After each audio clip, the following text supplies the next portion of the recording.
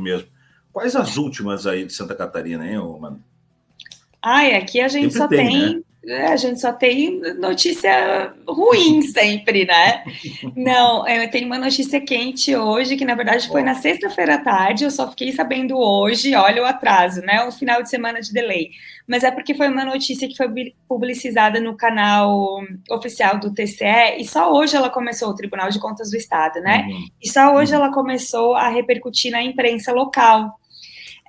Que o TCE está começando a fazer um levantamento de fraudes no principal programa de educação do governo Jorginho Melo, que é um governo bolsonarista, né? Que consiste em transferir recursos da educação pública para as universidades privadas de Santa Catarina. Ele compra vagas em universidades privadas, e não é como um ProUni, que é uma política pública consolidada.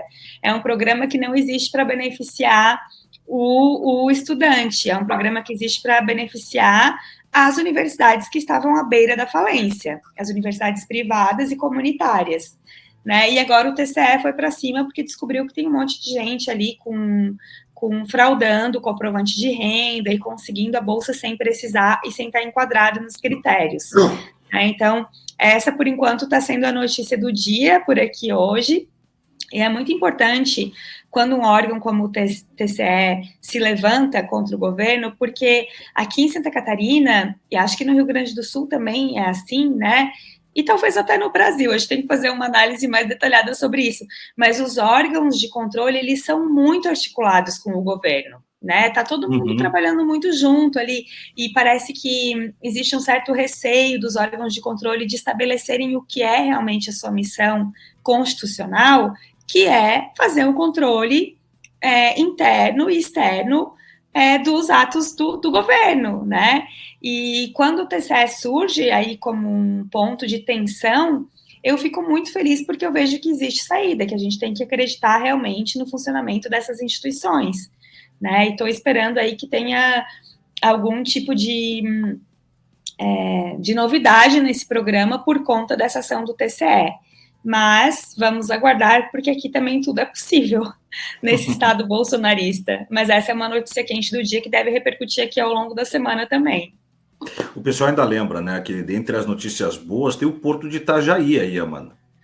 Maravilhoso, Lula esteve aqui na semana passada, na quinta-feira, inclusive, Thiago, tu comentaste aí a história de que Lula não é muito adepto das redes sociais. De fato, ele fez um discurso longo, de uns 20 e poucos minutos, acho que quase meia hora, então ele falou sobre muitas coisas. Mas um dos pontos que ele colocou foi justamente a questão dos alunos, dos estudantes não poderem mais usar os celulares, né, na sala de aula, uma medida maravilhosa do governo, mas ele está lançando cada vez um olhar mais crítico para essas big techs, né, e para a forma como a desinformação tem o potencial de se disseminar muito mais rapidamente nas redes. Mas embora ele faça essa crítica, que é nossa também, né, que é uma crítica muito usual entre quem está atento ao fenômeno da comunicação nas redes sociais, ele também faz uma crítica, às vezes, que me parece um pouco inadequada, no sentido de que ele não quer usar. Ele fala, eu não tenho celular, porque se eu tivesse celular, eu não ia parar de ficar respondendo o Zap o dia inteiro. Ele fala isso no discurso. Me ajuda a te ajudar, né? E ele precisa saber o que circula nessas redes. Claro que ele recebe briefing, recebe informação de Sidônio, de Janja, que é uma usuária, né, bem forte ali das redes, mas ele não tem a experiência do usuário, que é a nossa, né? E daí isso eu acho que deixa ele um pouco desvinculado também de coisas que são importantes para a agenda dele, né? Mas, assim, de fato, o Porto de Itajaí foi uma notícia maravilhosa. Ele reergueu o Porto de Itajaí de um projeto de privatização do Tarcísio de Freitas, quando era ministro. Esse projeto do Tarcísio de Freitas naufragou, não deu certo. O Porto parou de operar, né? Era um dos principais portos do Brasil e parou de operar, e o Lula federalizou o Porto assim que assumiu, e agora o Porto simplesmente está bombando, né? Está com terminais lotados. Recebeu na semana passada um navio, um dos maiores navios do mundo, transportando acho que 7 mil carros da BYD, né, daquela concessionária. Não estou fazendo propaganda aqui, não, tá? Só citei porque era um número importante. É impactante mesmo, né? Eu achei. Foi uma operação histórica do Porto, então foi realmente uma notícia muito marcante aqui para o Estado, muito bem lembrado. E aí veio uma pergunta também aqui da nossa audiência, já vou dar uns recados aí, gente, mas como foi a repercussão da passagem do Lula? Pergunta a Regina Alves, aí para Santa Catarina, se tem alguma mídia que deu notícias honestas ou, segundo ela, a RBS domina tudo por aí? Aqui a gente não tem mais a RBS foi comprada por uma indústria farmacêutica. Saudades da RBS, viu? Porque hoje é muito pior. Mas a repercussão, assim, foi aquela cobertura bem formal, né? E tem um aspecto muito ruim, negativo aqui para o nosso pacto federativo, que é o fato de o governador do estado não conversar com o Lula e nunca ter participado de nenhuma agenda com Lula, nem com ministros de Lula, desde que ambos assumiram, né? O Jorginho Melo, ele simplesmente está avesso à ideia, ele não pode encontrar nem com Lula, nem com representante ministerial, e daí muitas vezes a imprensa faz uma cobertura pela via do dois ladismos ali, sabe? Querendo dizer que o Lula também não ajuda muito, porque o Lula também entra nas provocações, mas não é isso. Na verdade, o governador não quer encontrar o Lula porque o Lula é impopular aqui, porque o bolsonarismo é muito forte, né? E ele não quer ter que explicar para o eleitor dele por que ele está sentando com o Lula para negociar algo que é de interesse público do Estado.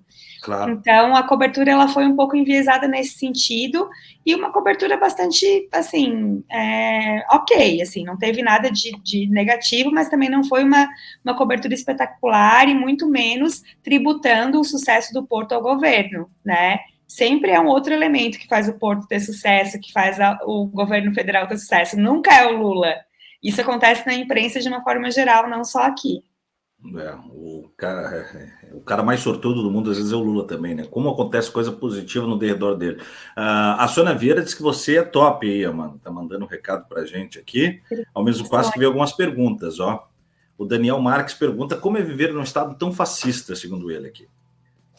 Olha, é difícil, né? Me sinto bastante isolada aqui. Eu acho que o fato de eu trabalhar com jornalismo também me deixa nessa situação, porque às vezes eu tenho informações boas que eu acho que mereceriam repercussão da imprensa local e acaba não tendo, né? Então, não é uma situação muito agradável gerenciar isso como jornalista. Mas, ao mesmo tempo, Santa Catarina também tem núcleos de resistência que são importantes, né? A gente tem movimentos de esquerda também que são bastante ativos, embora sejam minoritários, né? Aqui em Florianópolis, onde eu moro, na capital, a gente tem a Universidade Federal de Santa Catarina, que é um lugar que inspira mais democracia, mais participação, né? Mais, enfim, que tem valores bastante diversos do que a gente vê de um modo geral, assim, no estado. Mas, ao mesmo tempo, a gente tem passado por muitas dificuldades com relação a racismo, nazismo, xenofobia. A gente não pode fingir que isso não existe. Né? Então, eu vivo, assim, transitando nessa contradição. Ao mesmo tempo que eu vejo muitos movimentos inspiradores surgindo por aqui, a gente tem esse lastro muito marcante, né, de um conservadorismo e de uma radicalização da sociedade. Pessoas que são completamente cegas, que não conseguem enxergar que os indicadores positivos do Estado, muitas vezes, são completamente vinculados ao sucesso do governo federal, né, que acham que o Estado anda bem sozinho, quando, na verdade, não é. Lula veio aqui anunciar, semana passada, investimentos que vão fazer o PIB do Estado subir muito mais, né, e daqui a um tempo o Jorginho Melo vai dizer que o PIB subiu por causa dele, não por conta dos investimentos bilionários quase que o Lula anunciou na semana passada. Não tem sido fácil, mas a gente continua tentando atuar aqui com base na resistência, né? Buscando ocupar as brechas, produzir informação também que leve as pessoas a entenderem esses contextos nacionais que às vezes não repercutem tanto por aqui. Esse é o caminho. Muito bom. E aí a Regina Alves faz uma boa pergunta aqui, Amanda, a gente já encaminhando o nosso papo. Na realidade, quem são os nomes da esquerda em Santa Catarina? Eu, sinceramente, não conheço deputados e senadores de esquerda. Quem são os nomes aí para 2026, Amanda? Senadores de esquerda não temos em Santa Catarina, inclusive semana passada saiu em toda a imprensa local e também nacional que Carlos Bolsonaro talvez concorra ao Senado por Santa Catarina, né? Uma notícia lamentável, assim, eu não sei nem como resumir a minha sensação ao ler isso. Então, a gente não tem nenhum senador de esquerda, mas deputados federais de esquerda a gente tem 2, que é Ana Paula Lima, deputada federal, e Pedro Kizai, deputado federal também. Ele é do Oeste, ela é do Vale do Itajaí. São deputados muito combativos, né? A Ana Paula Lima é bem ligada à pauta da saúde, à pauta das mulheres, e o Pedro Kizai é muito ligado à pauta da educação. Ele foi o relator do Pé de Meia, que é uma das principais bandeiras do governo Lula. Então, os dois, eles são poucos, mas eles são muito bons. Eu, como monitoro, né, os mandatos dos parlamentares extremistas de Santa Catarina, eu fico muito contente quando eu vou comparar e vejo a relevância dos projetos dos deputados federais de esquerda, que são só 2, mas que eles conseguem fazer muita coisa, né? Embora também a repercussão daquilo que eles fazem seja tímida na imprensa, a imprensa daqui toda muito rendida ao bolsonarismo, com medo de trazer pautas de esquerda, né? Mas, assim, nomes para o governo estadual a gente ainda não tem. A gente tem uma disputa já polarizada aqui para 2026 entre 2 candidatos da extrema-direita. Os 2 são da extrema-direita, não é um de direita e um da extrema-direita, que é o Jorginho Melo, que vai ser candidato à reeleição, e o João Rodrigues, que é prefeito de Chapecó, uma das cidades mais importantes do estado, e que já se coloca aí como candidato ao governo também em 2026. Muito bom. Bom, demos um giro fatal e total aí em todos os aspectos da política do Brasil e regionalizando, particularizando para a experiência da Amanda lá na cobertura em Santa Catarina. Amanda, só me resta te agradecer mais uma vez estar com a gente aqui no nosso Voz Trabalhadora, pintando no giro de notícias e reforçar que sempre que tiver uma brechinha é sempre bom demais contar com as tuas análises e a tua percepção a respeito dos fatos aí, a forma como você ajuda a elucidar a política para a gente. Obrigado, Amanda.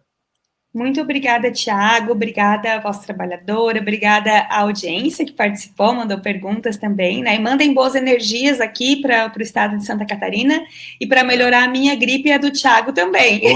Fundamental, melhoras, Amanda, melhora. Não dá para a gente deixar a peteca cair nessa aí. Valeu. E conta comigo sempre, tá? Vamos juntos, conta comigo também. Até mais. Gente, tá aí a Amanda Miranda, né? Que é uma das importantes jornalistas aí, especialmente nessa cobertura local em Santa Catarina, e que faz acontecer lá com denúncias e com investigação. Um salve para a Letícia Fontoura, para o Hidalgo Oliveira, o Raimundo Evande, Regina Alves, Rui Abreu, Sônia Vieira, o Trebor. Um salve aí também para o Daniel Marques, Lorival Paraguaia. Deixa eu ver quem mais aqui com a gente. Interativa que vem lá de cima, né? Legal, alguns desses aqui. O pessoal que mandou um salve de aniversário aí, muito obrigado também. Gente, hoje a gente vai encerrar um pouquinho mais cedo, por conta aí da gripe, para eu não ficar sozinho aqui nessa coisa meio chatinha, mas eu já agradeço aí as energias também que vocês mandam para melhora. E amanhã a gente está de volta às 2h da tarde. Valeu, Encarnação Melgar, valeu, Marcelo Brasileiro Dias. E amanhã a gente está de volta às 2h da tarde, já quem sabe, né? Tudo recuperado para dar o pau na máquina. Muito obrigado a todos vocês. Amanhã a gente volta. Um grande abraço e até lá. Tchau. Fui.